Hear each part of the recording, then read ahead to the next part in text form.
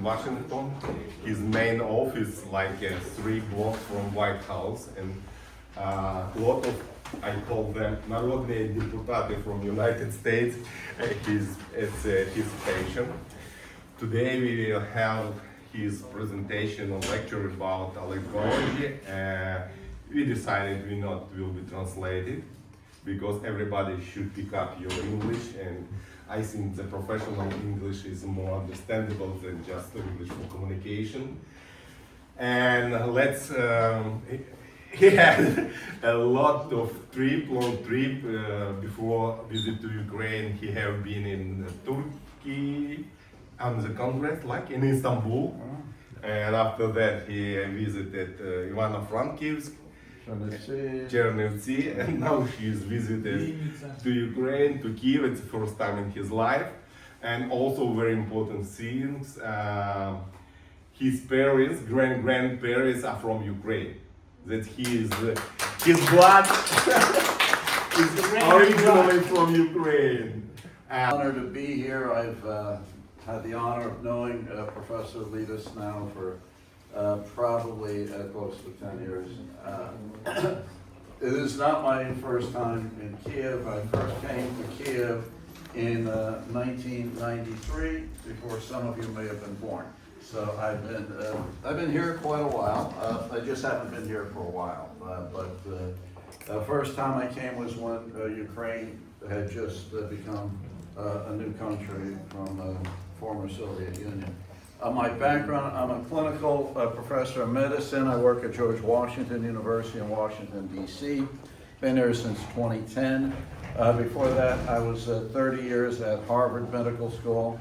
In the 1990s, I was the Allergy Fellowship Training Program Director. I was responsible for training allergists at Harvard Medical School.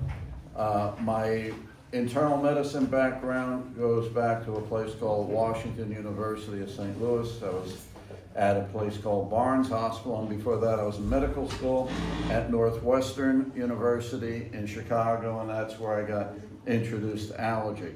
My first allergy work was in 1976 with Professor Roy Patterson. So I've been doing allergy for 50 years. So it's been an interesting journey. My first time into Eastern Europe was 1987. I went to Poland, visited some physicians there during martial law when Wojciech Jaruzelski was running Poland. And I was inspired to start a nonprofit foundation. It's called Immunology Research Institute of New England. I began in 1989, and we were working between Harvard Medical School and scientists in Eastern Europe. I still have the foundation. Most of our focus now has been on Ukraine, especially since the war began, actually since 2014 with the invasion of Crimea. Once upon a time, I was an honorary professor lecturing all the time at the Crimean State Medical University. So Putin destroyed this, so I take this very personally. I was also honored to be an honorary professor at Bogomolets about, 15, 16 years ago, and have been doing research with people in Russia, Belarus, and Ukraine. And sometimes I show photos. There was a day when we could all be together, where everyone were friends, like Tavarishi, we all were together. I had in my house in Massachusetts, when I was working at Harvard Medical School, people staying, scientists from the Russian Federal Institute of Immunology, from Belarus, from Ukraine, and we all could work together. And unfortunately, one man destroyed all this. And so this is a horrible situation. This is my first time since the war began that I'm in Kiev. And what I saw yesterday, and I'm sure I'll see more today, is absolutely horrific. And I tell everyone, all of you are heroes for continuing to work, continuing to study, continuing to teach, continuing to do research, and I want all of you to be recognized for what you are doing in spite of this horrible war. So anyway, my background, and that's basically what I just discussed. In America, we always have disclosure. Who pays you what? That's my disclosure. Today, I'll mainly be talking about work I'm doing with this company called Allergy Therapeutics. I'm their lead U.S. consultant. I've been a consultant for the company since 2000, so 26 years consulting. This is my parents. My mother's family came from Galicia. Her father was from Uknev, which is north of Ravorska, between Volyn and Lviv Oblast. My father's father was from Poland, from Krakow region, but my mother lived to 97. My father lived to 97, so I hope I have a few years left, right? And they both, he died chopping down a tree in July when he was 97 years old, right? So this is sort of ancestors I have. This is my grandmother who immigrated from Galicia. She came from an area, it's now in Poland, Sonic, but it was from the general Galicia area. And here's her wedding with my grandfather. He was from Uknev in what's still Ukraine. And this is when they got married in 1907. So this is from whence I come, from Katarzyna and Joseph. Here we have my grandmother with my mother on her lap as a young child. She had 8 children, so I have many cousins, many relatives. And when I was a child, everyone around me was speaking not English, but they were speaking Polish, some Ukrainian, and so again, this was what I was used to. So when I come here, I feel like I'm back in my childhood at home. It's very easy for me. This is a remarkable woman. She's from Ukraine. This is my mother's first cousin. Her mother and my mother's father were brother and sister in Galicia, in Uknev. And she lived to 101 years old. She was a teacher, she was a writer, she was an educator, and at 100 years old, the last time I saw her, she gave me a lecture about the history of Western Ukraine. So this is this, at 101, Uknev, Lviv region. And here's her son. I'll see her son on Monday. I'm going to go visit him on my way out of Europe. Here he is. He's now moved to Poland, and he lives in Dukla, which is in the Carpathian Mountains, Beskidy area. And my good friend Shistov Koval, who usually picks me up when I leave Ukraine. But Shistov is a physician in Warsaw, and he's worked with my research institute for over 30 years. His son, Alex Babakin, a Russian. Alex was head of the Federal Institute of Immunology research lab, and he stayed in my house many times in the 1990s. And the late Marek Kowalski was Secretary General of EACI, and also a friend of mine. Peter Kuna, I just saw a couple of weeks ago from Poland. And this fellow, Shistov Koval, many times was in my home. This is 2016. Now president of the Polish Allergy Society, Radek Gawlik, and Radek and Shistov. Here is Nikolai Kovalenko. This is the first scientist I met. That's me, okay, 1993 version. Yeah, we wish we were still there. So that was me, 1993, with Nikolai Kovalenko and Alex Markov.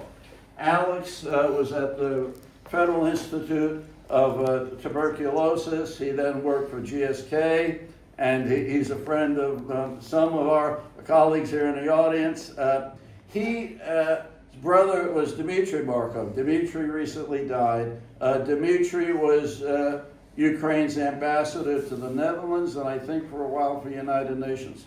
So these were great people. This is 1994. I met George Jranik shortly thereafter. George became a great friend. We published together. I was there when the UTI began, and George was instrumental in bringing this allergy society to Ukraine. Here is Igor Kaidashev, current president, with Vladimir Belogazov from Simferopol. And again, I did a lot of research with Vladimir. I still cooperate with him. He knows that everything that we write comes from Simferopol, Crimea, but none of it comes from Russia. Right? So when we publish, we had at the EACMI, we put Simferopol back in Ukraine for this past weekend. So he understands. Igor here in Milan in 2013. Again, I've known Igor for about 20 years. Igor, for a while, worked with Marek Kowalski. I showed the photo before. Igor did research in Łódź, Poland, and we helped him at that time. And with Valentina Chopiak, who I've also known for about 20 years, Igor with Vika Romankova, and Igor with Vika again, and Leonid Titov. Leonid and I were great friends. He died a few years ago in Minsk, Belarus, where I was also an honorary professor at Belarusian Institute of Epidemiology and Microbiology. And Yuri, who I think many of you know. Yuri and I have known each other for 27 years. I first met Yuri in 1999 in Simferopol. And he credits me with his career in medicine because he met me in allergology, and then he decided to go into this field here with Igor Kaidashev in Vienna at EACI 2026. And here from Ukraine, more currently, Galina Yermenko, Helena Koval, both of whom have continued to work with me. This is in Prague. And my ex-wife, I don't know how this photo got in, but anyway, so my introduction, I met her in 1998 in Kiev. Unfortunately, she divorced me last year in the United States, so what are you going to do? She found the guy 25 years younger, so I guess I can get thinner, but I can't get younger. And that's the story here. But here with Valentina, Igor, and Leonid Titov. And I brought 5 professors to American Academy of Allergy this year. And you know, Helena Koval, Helena Yermenko, Valentina Chopia, and Christina Lishuk-Yakimovich. I've known them for, again, Christina and I have known each other since she was basically a student working with Chopiak. And here we are all in Philadelphia a few months ago at the American Academy of Allergy. Here I am with Galina in front of her poster. Then I brought them to my office. This is my office at George Washington University. And the beautiful selfie done by Christina. As you heard, my office is 3 blocks from the White House. And it hasn't been very helpful for Trump, quite frankly, but it has been helpful with some other people in terms of meeting. And this flag now hangs in my office. I was gifted this at the American Academy. Here we are all in my hotel room. I tried to take them to the White House, but I hadn't been down there for a while. And I didn't realize that Trump now lives in a cage, right? So the entire thing is caged in. And you can't get to maybe, I don't know, 300 meters, 400 meters from the White House now. It's very, he's very similar to Putin. You know, I think he's in isolation. Who knows who will be coming after him? So you used to be able to go right up to the White House and take a photo. And that was the case a year ago. But no. So this is the closest we all got. Now, this is the advantage of Washington, D.C. I have had 5 United States congressmen as patients, right? And our division had 1 Supreme Court justice. I've taken care of a senator. But I have very close relationship now with 2 congressmen. This is a Democrat, Brendan Boyle. I had a cousin once upon a time who was the congressman from Philadelphia, a Democrat. His name was Robert Borski. My last name, by the way, has been changed many times. The original last name of my grandfather was Przyborski. All right, so Przyborski became DuBuske, don't ask me how. And so when Borski retired after 20 years, this man took his place, and now I'm very close friends with him. He's also an immunotherapy patient, so he's part of the Ukrainian caucus, which is a Ukrainian interest group in the United States Congress. And when the invasion began in 2022, I had him on the phone with my good friend Yuri, who was here in Kiev at the time, and Yuri spoke with him, and he was supporting Ukraine anyway, but he became even a stronger supporter. And here he is with me in my office. This is my office in DC. My office is covered. My passion life is jazz, so this is my office is covered with jazz musician photographs, and here's Brendan Boyle and I together. Now, this man has been remarkable. This is Congressman Michael McCall, and I'm actually taking photos and videos for him on this trip. He's a big supporter of Ukraine, even though he's a Republican, and he represents Austin, Texas. Unfortunately, he's retiring this year. This is his last year. He's supposed to come to Kiev next month, and he's going to get an award from Zelensky. He's getting the Legion of Merit Award for what he did for Ukraine. What he did was he sponsored $60 billion in April 2020. The entire aid from the United States came through this man, right? He's why the money came. So here he is in my office. This is in October of 2025. Here he is the weekend of the vote. And he's wearing this lapel pin. And I actually gave him the lapel pin. And he came to see me the day before the vote in Congress. And he said, "What should I say?" Ask me what he should say. And I said, "Oh, here, I give you this pin. Wear the pin," and he wore it all weekend as the 60 billion passed. But he's coming back now, and he said that he wants to see everything, especially wants me to take photos of Petrushka Lavra and what happened this week. I sent him what I saw online, and he sent me back, because we text each other all the time. He sent me a text, and I'll let you guess what he said about the Russians, but it's one word, it's an obscenity, and it begins with an F. So, and here, this is right before I came. This was as I was coming here, and I gave him gifts that I had just gotten a month before from Valentina Chopyak from Viv. And he's very appreciative of everything you're doing, and I keep him apprised of. I sent photos from November. I was at Christmas readings in Viv that Chopyak runs, and then, as you heard a month ago, I came to Vinnitsa, Trinity, Viv, and I keep him apprised of what's going on in Allergy. And similar to Congressman Boyle, he's also a patient. I've known him for close to 15 years, so we're good friends. EACI 2026. I was glad to be in the center. This has become a tradition since the invasion of being with the flag, and this is actually a small group. There was a much bigger group. I don't have the photo of the much bigger group, so I need to get that. But there was a bigger group photo that was also taken. And there's a couple guys you may know. So this is my office in Newton, Massachusetts in April.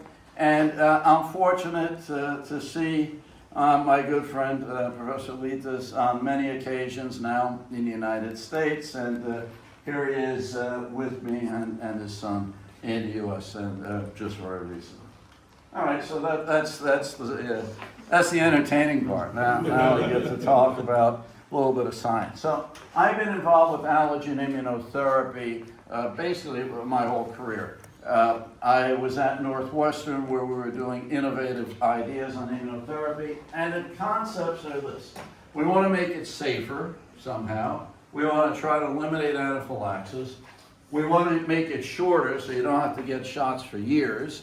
We want to improve efficacy, of course, and try to get a long-term benefit, so you don't have benefit. You know, all the studies now, you give it for 3 years and you see what happens for 2 years later. That's nice, but I mean, we like to see what happens maybe 10 years later, not just 2 years later. So allergoids have been a potential answer for safety, and these are very popular in Europe. In the United States, we don't have any allergoids available.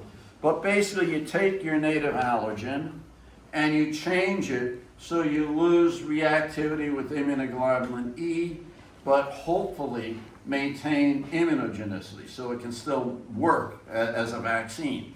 So that's the whole concept. And my mentor is this man, Roy Patterson at Northwestern University. I was a young man and I met him, like some of you probably have met Professor Letus, early in your career, and then it determined your career. So he really determined my career.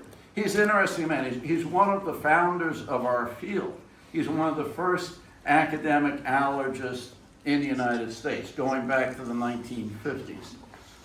But he did work showing that you could make allergoids using glutaraldehyde to give polymerization of an allergen. You bind together epsilon aminolysines with glutaraldehyde and you cross-link them. Now, that man I showed you from Moscow, and I hate to show anyone from Moscow in Ukraine, but I did show you a photo of Alex Babakin. Alex worked with me until his death in 2017, but he did a lot of work in the 1990s, again, when everyone was friendly, before 2014. After 2014, I really didn't see him, except one occasion. And he would bring the same procedure that Patterson did, he was doing in Moscow using glutaraldehyde. So there's now a product in Russia, something called Timpol, that a lot of the work developing it was actually done in my laboratory in the United States. He would bring it to the United States, we did grass allergic subjects and prove that it wouldn't induce anaphylaxis, at least wouldn't activate mast cells.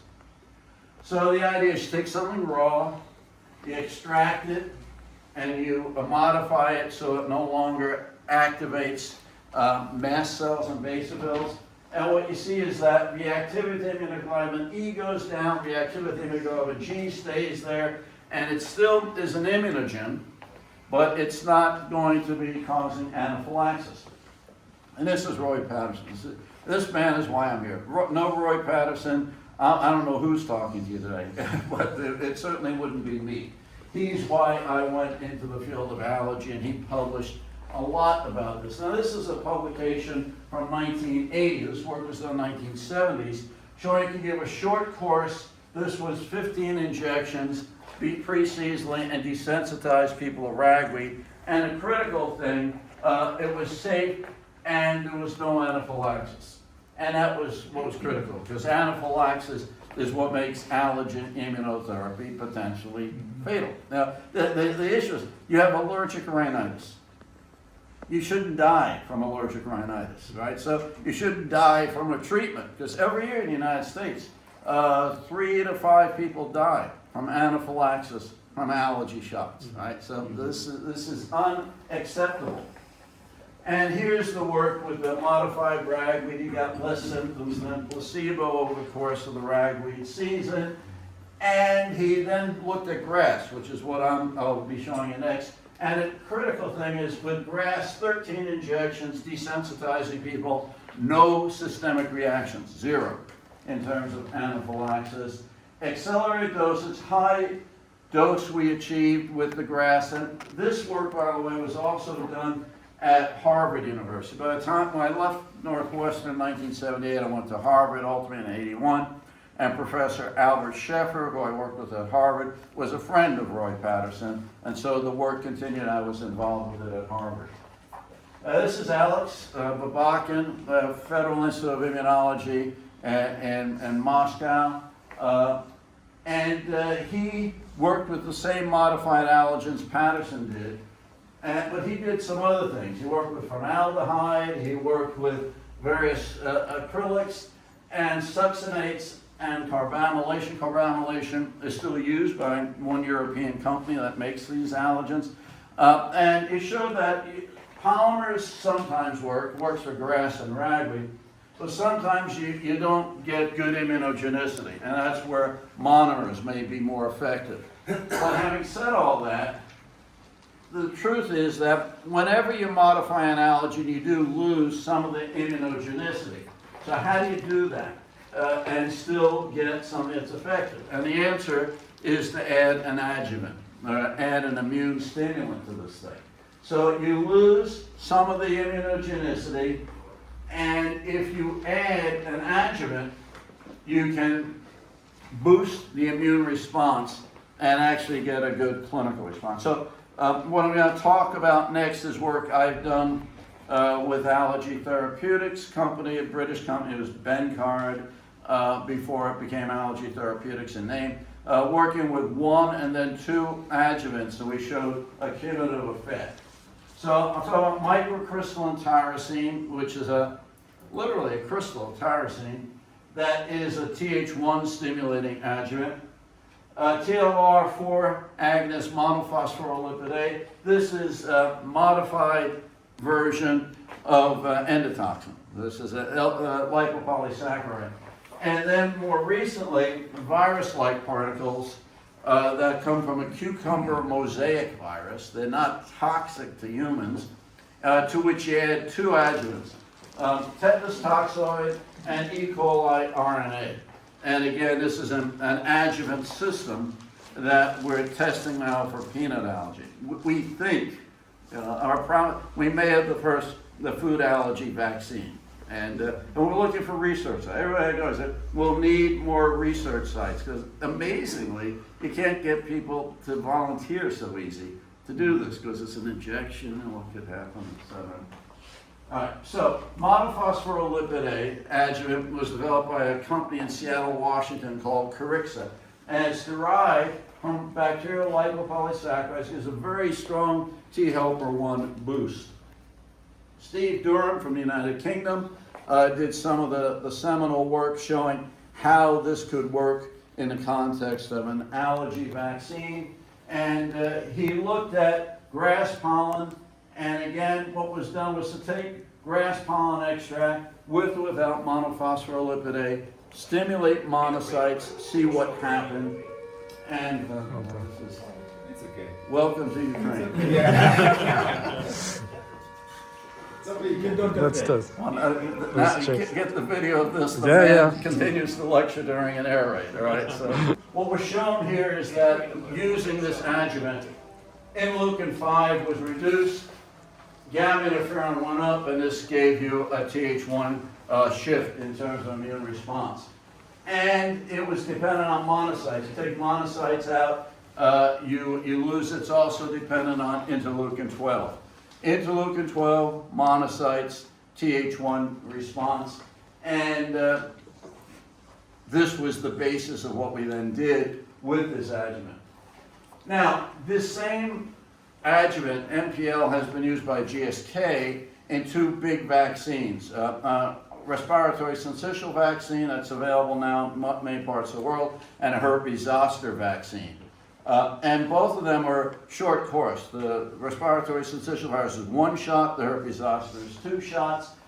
They use MPL plus something called saponin. Saponin is derived from a tree bark, and saponin, like the name suggests, is related to a soap, but it also acts like microcrystalline tyrosine, promoting T helper 1 response. And so if the adjuvant system, they call it QS21, it's monophospholipid A and saponin, was shown to give a very strong interferon gamma response, a big IL-12 response, and was monocyte dependent, and was shown to give a long response, in this case for respiratory syncytial virus.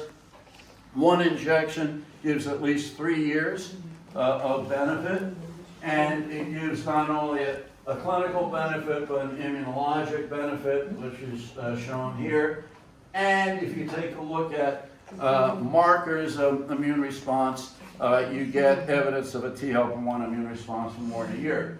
And so I was involved as a consultant on this project, showing that For 2 years after giving monophospholipid A with RSV, a fusion protein for it, you got a prolonged immune response. Clinically, they gave it for 1 year, then they showed you actually didn't even have to give it for 2 years, and they got a prolonged benefit. All right, I'm just showing that as an example of what this adjuvant can do. In the RSV vaccine, which is this one, they use the same adjuvant system.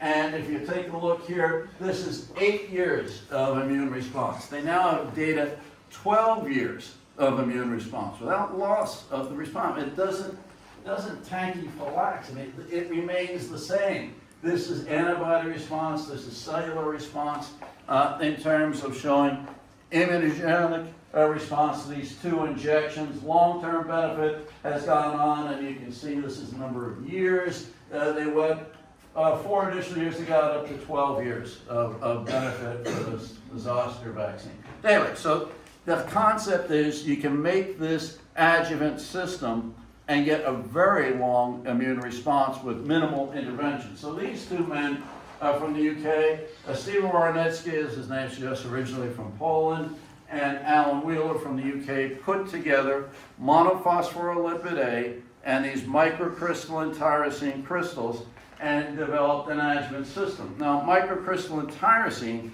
was actually developed by a British physician, this man, but he wasn't in Great Britain, he was in Boston, where I was working. And in fact, he developed it in the 1950s. Ethan Allen Brown was one of the founders of the American College of Allergy, Asthma, and Immunology, and he published it in the 1950s, and Alan Wheeler from Bencard read the publication and then decided he would use this.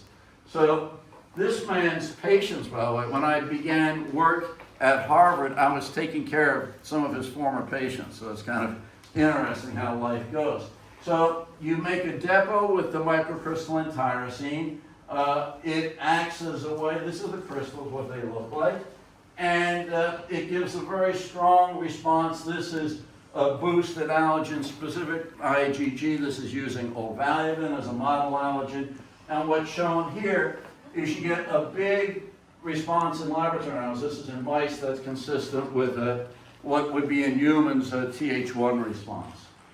So that product was developed into a vaccine using the modified GRAS with the monophospholipid A and a microcrystalline tyrosine, and we studied it in the largest GRAS allergen study was ever done. It was 1,000 people, and I was the lead author of this. This goes back to 2011. We actually did it in 2017. It was 4 pre-seasonal shots using this vaccine, and we got about a 23% reduction in overall symptoms, which it doesn't sound like a lot, but in allergen immunotherapy, it's pretty good.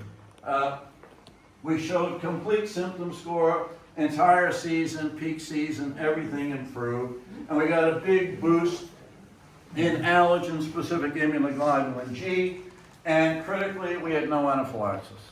So we got what we wanted in terms of success. So this man, Tony Frew, who is past president, European Academy, and I show him because Tony and I brought the first international allergy meeting to Ukraine, right? In 2000, Tony and my foundation came here to Kiev. We did some work with Bogomolets. We had a 3-day conference on allergy immunology. Then we did 3 days in Crimea. Then we all either took a bus or the faculty took a flight down to Crimea from Kiev. So we had a 6-day conference. It was the first time the European Academy of Allergy ever did anything in Ukraine. So I'm very happy I was part of it. And Tony was why, because he agreed to do it. And he reanalyzed the data with me, and we looked at comparing it not to just the peak of the season, but the peak placebo scores. Because when placebo-treated subjects are at their worst, that's where you want to see how you're doing. And we got an even bigger benefit using that analysis, 26%. Now this man came to Allergy Therapeutics, and he actually has helped my colleagues from Ukraine, those 5 professors. I got a grant based on his intervention from Allergy Therapeutics to help bring them to the United States. Pidion de Khan is from the Netherlands. He runs the clinical research there, and he's a good friend. And, you know, we've had this sort of reassessment of what I did back in 2007, and the issue was, did we have enough? And so we did a dose ranging study, and that dose ranging study showed actually, this was the dose we were using originally, this is the dose we chose, and we showed that if you went up to 5 times the dose we originally had, you got a better impact. This is using conjunctival challenge, which if anyone wants to get into an interesting area of allergy, get that technology. It's pretty simple to do, but you can study anything using it rather than using a pollen chamber, conjunctival allergen challenge. And we showed that our endpoints in terms of immunoglobulin G4 were best at 5 times the dose. This is our original dose. This is what happened with 5 times the dose in terms of allergen-specific IgG4. So we went to a new dose.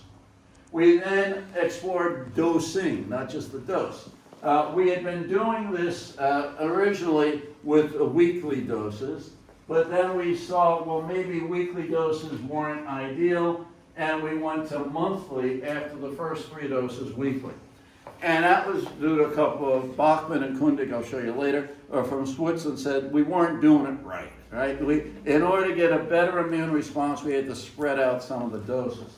And we did that, and they were right. The biggest benefit shown here, this sort of spaghetti curve, was with the doses split out. So we went from 4 shots to 6 shots. We split the last ones to monthly, and this is the end result. We got P's less than 0.05 for every endpoint, and got a big improvement not only in complete symptom scores, but we also saw an improvement in IgG4 and a greater improvement with the doses split up versus the doses given weekly, and an improvement greater in quality of life with the doses split out. And again, we didn't see any anaphylaxis, so that's always been a big part of this initiative.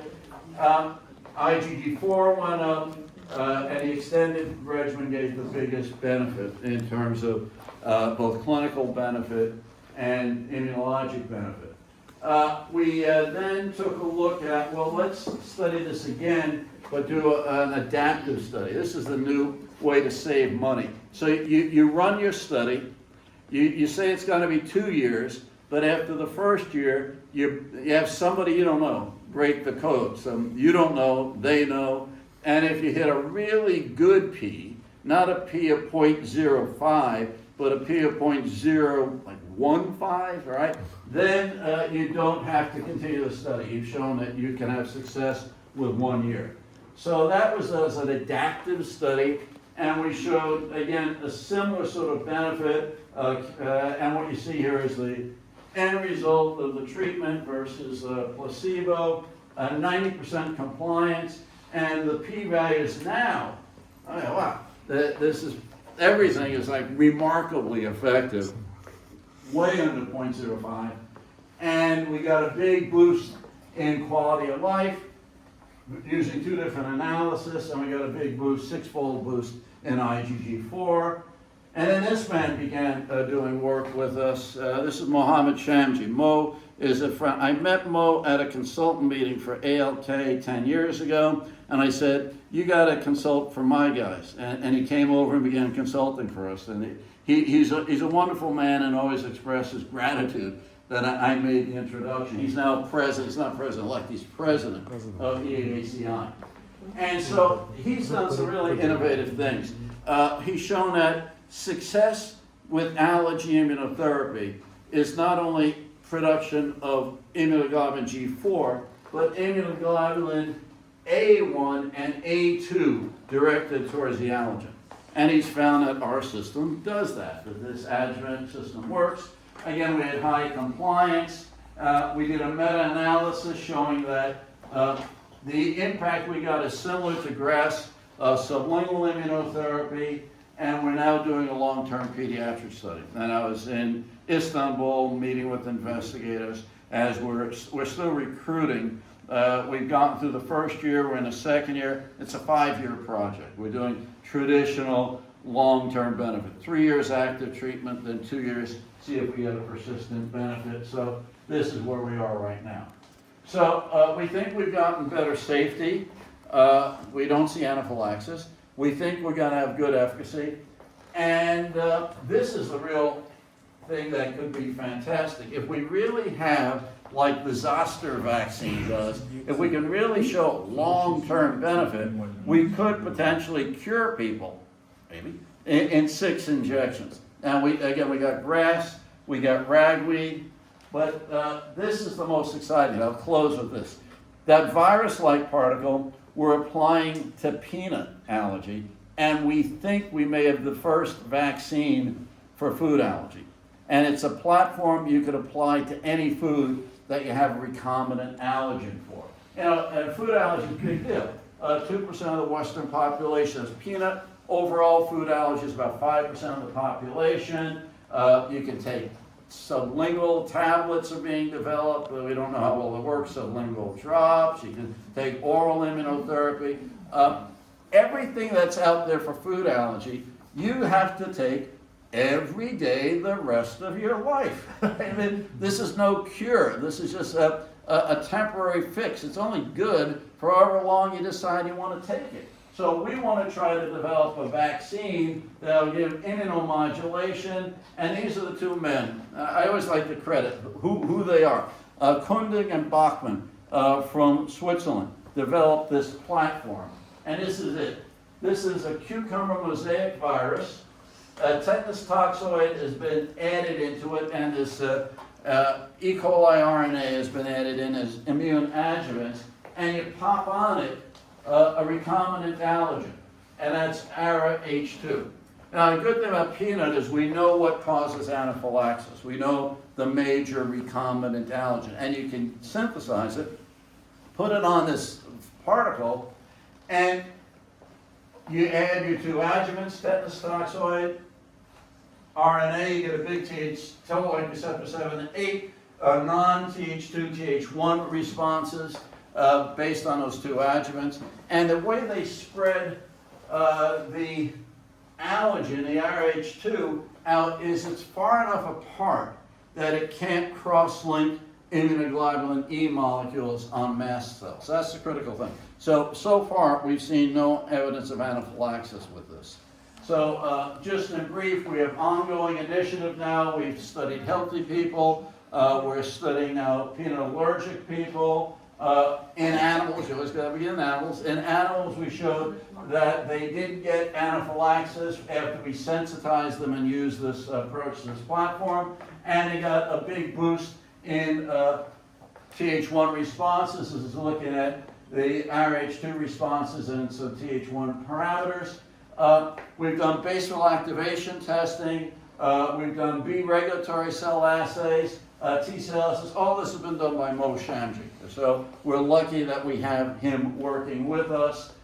He's shown a big increase in dendritic cell 1 responses to peanut, a big increase in interleukin 10, and a big increase in Th1. This is actually better than a lot of allergen inhalant immunotherapy. He has everything going in the right direction. Dendritic cell 1, IL-10, and interferon gamma, regulatory, boosting towards the T helper 1 response. Everything's going right. So we began by injecting it in healthy people, showed it was safe, right? Then injecting it subcutaneously in peanut allergic people, nobody anaphylaxed.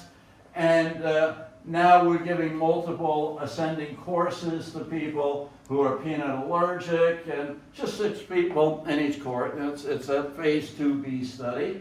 And what we've shown in healthy subjects, there were no significant adverse effects. The one thing we did see was a flu-like thing come on, which was also seen with zoster vaccine, and it lasts 1 day, and it's from the adjuvant. The monophospholipid A will cause this sort of flu-like response. Wayne Schreffler from Harvard University, his colleague of mine, has been doing some of the studies, and he did a safety and efficacy profile, and he looked at IgG, goes up post-treatment, a big boost. ARA-H2, IgG goes up, and no increase in IgE, and he also showed IgG1 and IgG2 responses. So there's a strong immune response. He shows that IgG1 subclass is a major subclass that gets invoked by this, and it appears to be immunomodulatory. This is what's really interesting. Shamsi's developed immunoglobulin E facilitated antigen binding to B cells goes down, and that's now considered critical for successful immunotherapy. So all these folks are working on this, and this is our team.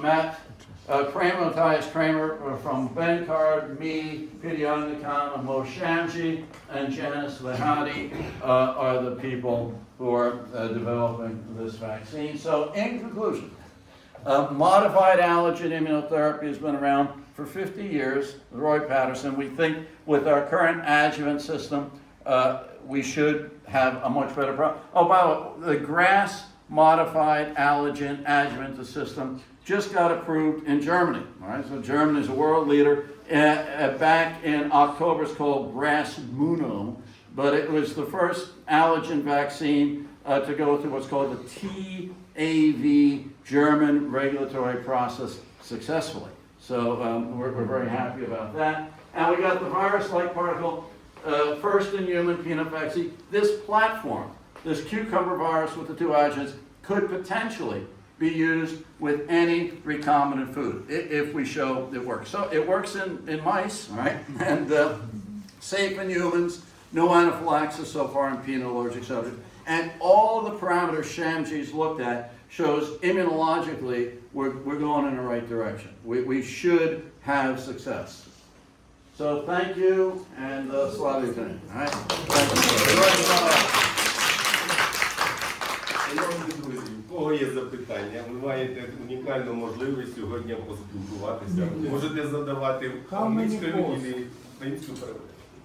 Treatment given six injection in USA. Excuse me? How many cost? How many? How much it does? How much? How much? No, it's not available yet. You know, I always tell people cost is, yes, it's a factor in adopting something, but you know, I've been around a while. In the 1990s, loratadine, right? Loratadine, flatadine, right? Used to cost in the U.S. $100 for 1 month, 30 pills. I can go to Costco in the U.S. now and buy 365 loratadine pills for $13. All right, so the cost changes over time, and all these products. If you work, I work with all the companies that have biologics for asthma. You know? So they're all very expensive now. But now we have Cyclo from Celltrion from Korea. It's going to drop the price. And once China and India get in, I mean, everybody will be on biologics, right? The price will be. I remember I went to India to lecture about 20 years ago, and I was told by the people there about Montelukast, singular. Again, it was like $100 a month. I said, how much is singular Montelukast in India, where it's generic? It was like 1 cent a pill. I mean, it was crazy. So the prices will all come down, especially when the biosimilars and everything begins up here and then ends up down here and then becomes universally available. And also very important, who will be paying. It's one way. The insurance payment is absolutely different. We actually have looked at that. The advantage here is the peanut will just be 3 shots, right? 3 shots, and we think we get it done. It's actually cheaper than conventional immunotherapy for the grass because we have 6 shots, we get it done, as opposed to having somebody with clinic visits for 3 years, paying for vaccine. So we're cognizant that we have to keep the cost lower than conventional treatment in terms of allergy shots, but it'll be short course, so we get it done faster. Yeah. And everybody should decide for ourselves the quality of life, how much does it cost. Yeah, and that's Okay. it. And ще питання. Thank you, Professor, for your interesting information and amazing presentation. And I enjoy you combine with clinical results and biomarkers. And my question is, what major biomarkers do you use in your routine practice for assess successfully immunotherapy, allergy immunotherapy? And control also. Oh, yeah. Sure. Unfortunately, none. I mean, real simple. Allergen-specific immunoglobulin E may gradually go down. That's not a good biomarker. Allergen-specific immunoglobulin G goes up. But again, what really is probably important is allergen-specific IgA1 and IgA2 not clinically available. The IgG4 is clinically available, but we haven't found what assay is available particularly useful. The best is this B-cell facilitated antigen binding, and if that ever becomes clinical, or a potentially basal activation test, which is available here in Europe. We don't have it clinically available in the United States. I used to do basal histamine release using a system that was developed by Peristol Skov in Denmark. That looked pretty good, but routinely in a clinic you have to have, like you say, insurance paying for it in the US, or government paying for it. And all these biomarker tests are called tests that are exploratory, not yet for research purposes only. So they don't reimburse it. Yeah, that's a big problem. Yeah. Ще питання, please. Good afternoon. My name is Anna Nestorenko. I'm very glad to meet you in person, and I have two questions. According to the literature, allergen immunotherapy is usually administered for 3 to 5 years.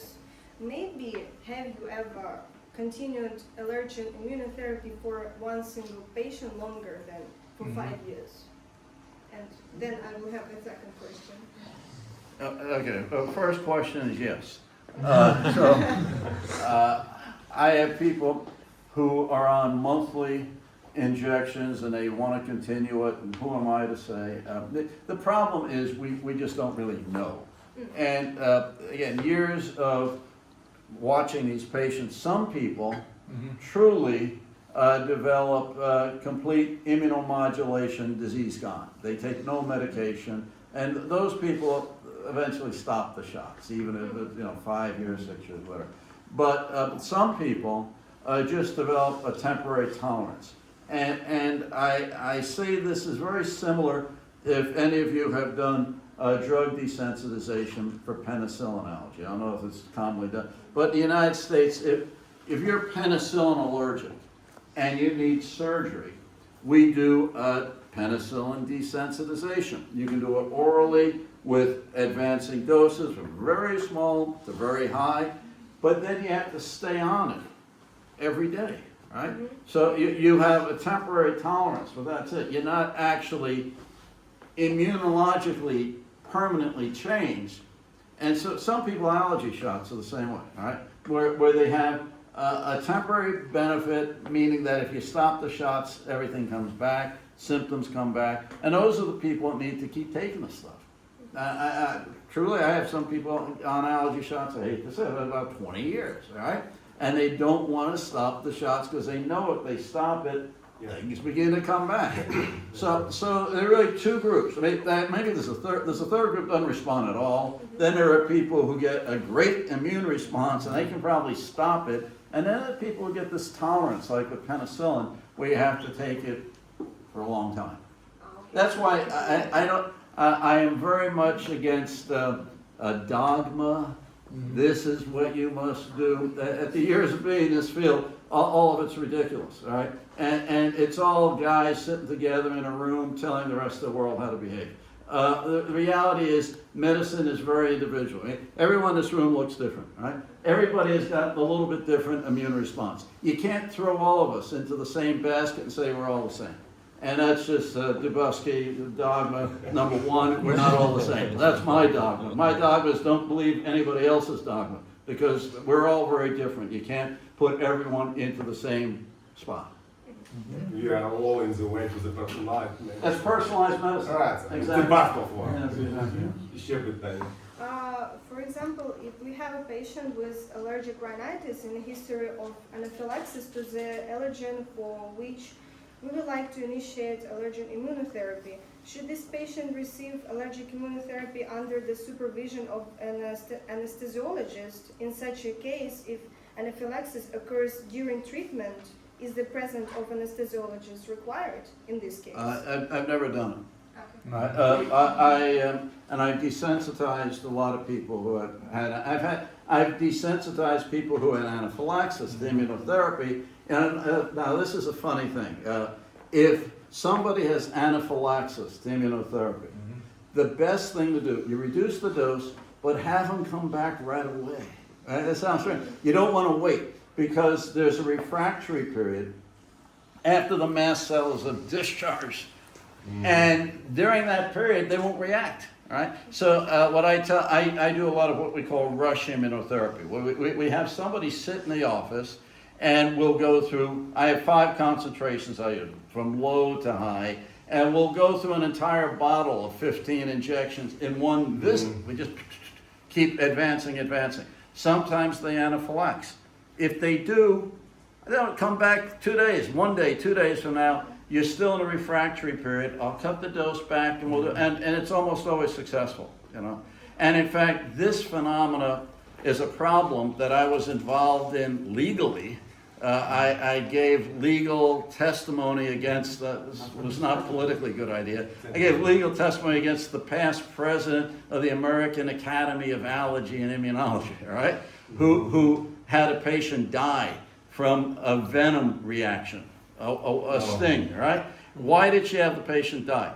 Because she skin tested the patient right after they had a systemic reaction. Skin test was negative, and she told the patient, no special precautions, you don't even need epinephrine.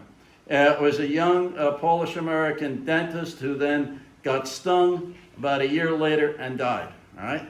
But the whole point is you can't test shortly after the venom anaphylaxis because the mast cells just don't react, right? And the same is true if you iatrogenically induce anaphylaxis with allergy shots, right? But now you take advantage of that because the mast cells won't react. You can come right back in, give them the desensitization, and successfully continue. So that bad thing that happened to that young man can be a good thing for your patient because they won't react. But people are afraid. But I've never, ever used an anesthesia. It's all, in fact, everything is done as an outpatient. My office, you saw at George Washington University, it's in the middle of the university, but it's not in the hospital. What do I have? I have injectable epinephrine, always available, right? The only thing that helps for anaphylaxis is epinephrine, right? Oral antihistamines are a complete waste of time. They take 2 hours to be absorbed. And when you're undergoing anaphylaxis, you have gut edema, and you don't even absorb them well, right?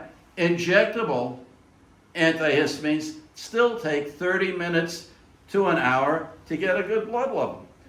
Most of the deaths from allergen immunotherapy occur within the first 15 minutes, right? They're fast, and you have to get something that's fast.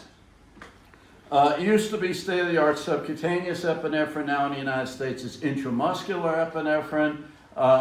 We now have intranasal epinephrine that amazingly works, and a company I'm hoping to consult for has sublingual strips. This is very interesting. So a sublingual film, you just put it under your tongue, and it has an incredibly good pharmacokinetic profile in terms of what you see in a blood pressure, pulse, everything. It works just like the injection does. So the biggest problem out in the field with epinephrine is people don't use the shots. The biggest problem for physicians facing anaphylaxis is being afraid to give an epinephrine shot, right? And in Europe, they recommend up to 0.5 mLs, 1 to 1,000. US has been usually 0.3. I'm the European guy, so I usually use 0.5. And I've always had anaphylaxis success. And I take my word, over the years, I've anaphylaxed many people. Only maybe on 2 or 3 occasions over 40 years have I ever had to send somebody to a hospital. because of anaphylaxis. I usually manage it in my office, but you should have available in epinephrine. You should be able to quickly start an IV. You should be able to have vital signs done. And critical, how did people survive venom stings in the past without, why did everybody not die? You know, we didn't have treatment. People understood. You lay down. I had a physician I was taking care of who said he was stung multiple times in a garden. He's a physician. And he finally came to me to get desensitized. How did you survive all those things? Well, I get stung, I lay down in a garden, then I wake up, I'm okay. Because the biggest reason people die is vascular collapse, right? The last thing I ever want to see is my nurse trying to treat somebody like in a chair from anaphylaxis. No, you get them lying down and preferentially with the legs up. Trendelenburg position, right? So you want to make sure that the legs are elevated, they're lying down to get good vascular perfusion to the brain. Yeah. Thank you. Professor. Thank you very much for a deep and very interesting presentation. I'd like to know, in your practice, what was the youngest patient you had performed immunotherapy? And what do you think about immunotherapy in the young age? You mean kids? Yes, right. No, it's a very good question. Well, first off, United States Allergy is what we call a conjoint board. It's the only field that's like this, where we have pediatric and internal medicine both together.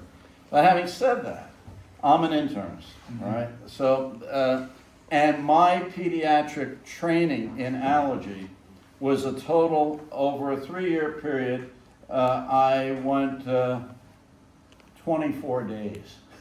All right, so that's my pediatric experience, and the same is true for the pediatricians. Actually, the pediatricians scare me more than the internists because they then are faced with people with COPD and hypertension, cardiovascular, and they have no idea what to do with these people, especially when it comes to immunotherapy. So I say that because do I see kids? Yes. Do I see a lot of really young kids? Not really. The earliest I've started a child on allergy shots is probably 5 years of age, because that's just my. But the earlier you start, the better the results. Early immunotherapy, from 3 years on, will give you less sensitization to new allergens, less development of asthma, and the immune system is much more plastic, much more malleable at that age. So if you could get every young child just as a developing allergy, that actually would be ideal. But then there's a safety issue and the anaphylaxis issue. Do you feel comfortable treating a 3-year-old having anaphylaxis? That's where I draw the line. Right? So that's why the youngest I've done is 5. But that's just me as an internist. But earlier, probably the better. I think really beginning around 3 years of age. Yeah. From 3 years old? Yeah. Okay. But don't talk to me about it. What is your youngest patient in your practice? Well, in my practice, I see 1-year-olds. I see 6-month-olds. Six But I months. don't give them allergy shots. It's usually atopic dermatitis, right? So somebody comes, child rash or food allergy, food allergy and atopic dermatitis. And a lot of times I don't even. I am a believer in vitro testing because it's really come a long way. I write. There's an American publication called Up to Date. So you want to read the word of DuBuske. Up to Date online. I write the section on in vitro allergy diagnosis and in vivo allergy diagnosis with my friend whose photo I showed you, Krzysztof Kowal from Poland. Hendrik Nolte, before he went to ALK, was also a partner on doing this. And so that the in vitro tests, at least in the U.S., are now very good. So sometimes I do that in the very young children rather than doing the skin test. It's especially important now that we have component resolved diagnostics. The in vitro test, Immunocap gives you that. And here in Europe, you have this Alex that we don't even have it in the United States. So you're ahead of us in having this Alex test and the ability to do a microarray testing for component allergens. Very, very interesting, and it actually makes it good to be an allergist, because it really takes an allergist to interpret this microarray. Can't just give it to a general practitioner and think he's going to understand it, so it gives us some value. Professor, this one last question. Yeah. Stomatology and allergology. Everybody knows that stomatology space is one of the biggest allergy problem space in the medicine. Should all patients who have to go to stomatology will be checked by allergologist? What is your opinion? No one's ever asked me that question. We see a lot of possible allergic reactions in patients from stomatology. Yeah. A lot of them are related to local anesthetics. Occasionally it's from antibiotics. Again, the dictum from the United States going back to when I was a medical student is, yes, we can test these people, but most of the time they end up being negative on testing, and most of the time they can safely receive the local anesthetic. Now, for antibiotics, it's the opposite. Antibiotics you have to test, and you can do it oral challenge, skin test, Yeah. blood test. The blood tests are not there. They're not useful for this. So it either be a skin test or for antibiotics, an oral challenge. I do see these patients, but I've not seen a situation where everyone needs to see an allergist, but it's usually selective. Someone goes to a stomatologist and says, I've had this. You know what I'm seeing now, actually something new, not just local anesthetic.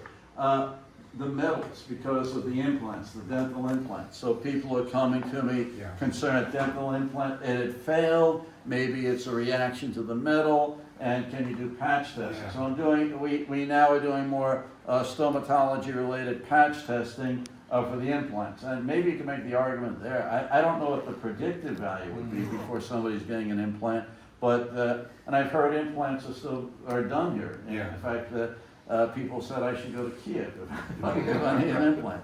So, yeah. Sometimes. Okay, thank you. Very last. Last of the last and never ended question story. What are your recommendations for allergologist in Ukraine? Main recommendation. Well, Learn English. first off, what I like a lot of the concepts that Professor Letus has had of combining dermatology and allergy, because my weakest point as an allergist is allergodermatology, because I didn't have that sort of education and I had to learn it on. So I think having a combination allergy and dermatology is useful. At the Brigham and Women's Hospital, Harvard Medical School, 1990s, I had to put together the allergy training program curriculum.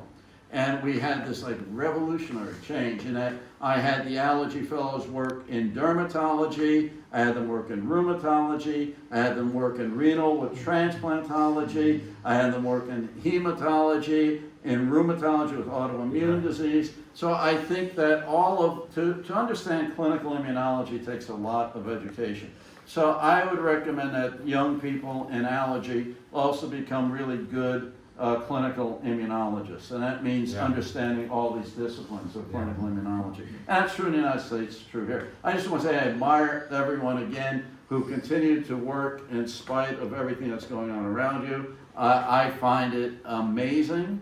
I go back, in fact, I'm writing an article about this for a journal in the United States, how what I've seen in Ukraine, I go to teach, but all of you teach me more than I ever teach you. And I'm learning the resiliency of spirit, the way to adapt to most incredible situations, and that all of you, as I say, Heroim Slava, you're all my heroes, and that's what I'm going to be talking about in terms of all of you continuing to do research, continuing to teach, continuing to write, continuing patient care in spite of everything going around. To me, it's absolutely inspiring. So I want to thank all of you.